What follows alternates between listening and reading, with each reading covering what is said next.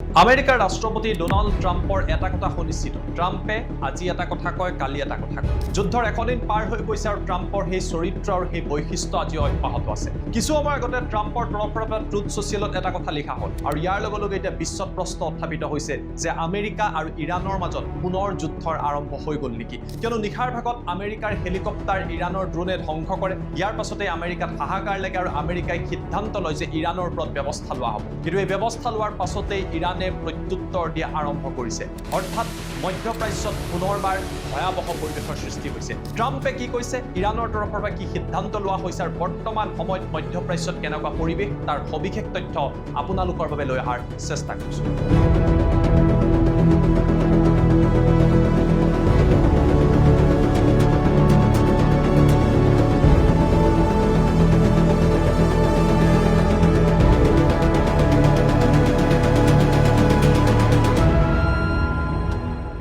নমস্কাৰ, মই জ্যোতিদীপ বৈশ্য। আমেৰিকাৰ আপাচেৰ নিচিনা শক্তিশালী হেলিকপ্টাৰ ইৰাণৰ তৰফৰ পৰা তেওঁলোকৰ শ্বাহী ড্ৰোনেৰে ধ্বংস কৰা হ'ল।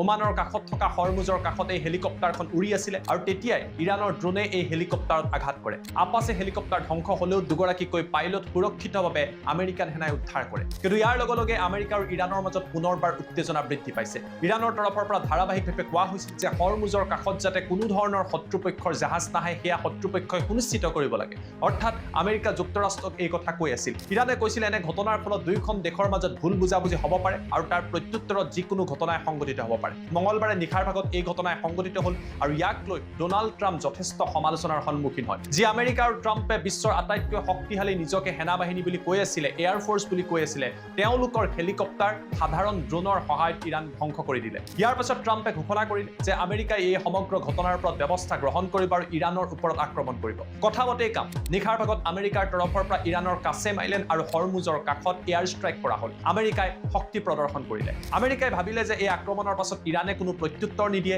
আৰু ইৰাণে ভয় খাই পিছ হুহুকি আহিব। কিন্তু ইৰাণৰ তৰফৰ পৰা সম্পূৰ্ণ বিপৰীত উত্তৰ পালে আমেৰিকাই। নিশাৰ ভাগতেই ইৰাণে নিজৰ শক্তিশালী মিছাইল চিটিৰ পৰা বাহিৰ কৰিলে আৰু ইয়াৰ পাছত ইৰাণৰ তৰফৰ পৰা এই শক্তিশালী মিছাইল নিক্ষেপ কৰা হ'ল আমেৰিকান সেনাৰ ঘাটিত। জৰ্ডান, কুৱেইট আৰু বেহৰিনত নিশা হাহাকাৰ লাগিল। এই তিনিখন দেশত থকা মাৰ্কিন সেনাৰ ঘাটিৰ ওপৰত আক্ৰমণ কৰিলে ইৰাণে আৰু ইৰাণৰ এই মিছাইলসমূহক লৈ হাহাকাৰ পৰিৱেশৰ সৃষ্টি হয়। ইৰাণৰ তৰফৰ পৰা দাবী কৰা হয় যে তেওঁলোকে নিক্ষেপ কৰা মিছাইলে আমেৰিকান বেছত আঘাত কৰিছে আৰু এইদৰে এতিয়া সমগ্ৰ মধ্যপ্ৰাচ্যত ব্যাপক প্ৰতিক্ৰিয়াৰ সৃষ্টি হৈছে। মই আপোনালোকক CNN-ৰ বাতৰি দেখুৱাইছো, য'ত ইৰাণৰ বিদেশ মন্ত্ৰীৰ তৰফৰ পৰা কোৱা হৈছে যে আমেৰিকাই ইৰাণৰ ওপৰত যি আক্ৰমণ কৰিলে এয়া ইৰাণৰ সাৰ্বভৌমত্বৰ ওপৰত আক্ৰমণ আৰু ইয়াৰ প্ৰত্যুত্তৰ ইৰাণে দিব। ইয়াৰ পাছতে ইৰাণে প্ৰত্যাক্ৰমণ কৰা পৰিলক্ষিত হয়। আনহাতে ইৰাণৰ তৰফৰ পৰা তেওঁলোকৰ স্পোক্স পাৰ্চনে উল্লেখ কৰিছে যে এইদৰে আমেৰিকাই যি আক্ৰমণ কৰিলে, আক্ৰমণৰ পাছত আমেৰিকাৰ লগত তেওঁলোকে আলোচনা অব্যাহত ৰাখিব নে নাৰাখে তাক লৈ ডাঙৰ প্ৰশ্নবোধকৰ সৃষ্টি হৈছে। অৰ্থাৎ ইৰাণে এই মুহূৰ্তত আমেৰিকাৰ সৈতে আলোচনা কৰিব বিচৰা নাই আৰু ৰাজহুৱাভাৱে এই কথা উল্লেখ কৰিছে। প্ৰয়োজনত ইৰাণে দীঘলীয়া সময় আমেৰিকাৰ সৈতে যুদ্ধ কৰিব বুলিও তেওঁলোকৰ তৰফৰ পৰা প্ৰকাশ কৰিছে। এনে কাৰণতে পুনৰবাৰ যুদ্ধৰ পৰিৱেশৰ সূচনা হৈছে। আজি নিশাৰ ভাগলৈ যদি আমেৰিকাই পুনৰ আক্ৰমণ কৰে, ইৰাণেও ইয়াৰ প্ৰত্যুত্তৰ দিয়াৰ সম্ভাৱনা আছে।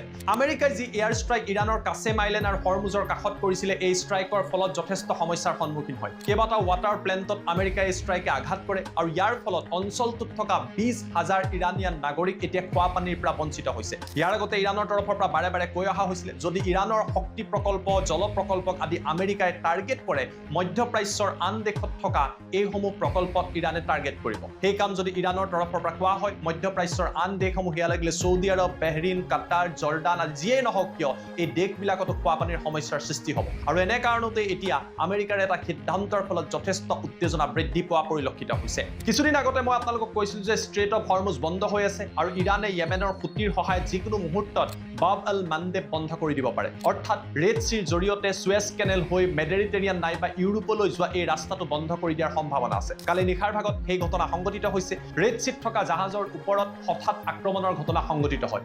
বৰ্তমান সময়ত এই ৰেড চিত উত্তেজনাৰ সৃষ্টি হৈছে। কিবা কাৰণত যদি বাব আল মানদেব বন্ধ হৈ যায়, সুৱেজ কেনেলে যদি ভূমধ্য সাগৰলৈ যাব নোৱাৰে, ইউৰোপত ভয়াৱহ পৰিৱেশৰ সৃষ্টি হ'ব। এনে কাৰণতে এতিয়া উত্তেজনা বৃদ্ধি পাইছে।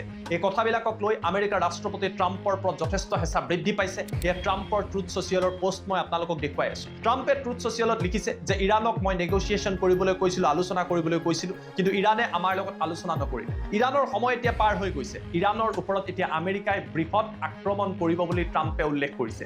যি ট্ৰাম্পে 24 ঘণ্টা আগলৈকে কৈ আছিলে যে এটা সপ্তাহৰ ভিতৰতে সমাধান সূত্ৰ আহিব, যি ট্ৰাম্পে কৈ আছিলে যে আলোচনাৰ মাধ্যমেৰে সকলো সমাধান হ'ব, সেই ট্ৰাম্পে 24 ঘণ্টাৰ পাছত ক'বলৈ বাধ্য হৈছে যে ইৰাণৰ ওপৰত আমি পুনৰ আক্ৰমণ কৰিম।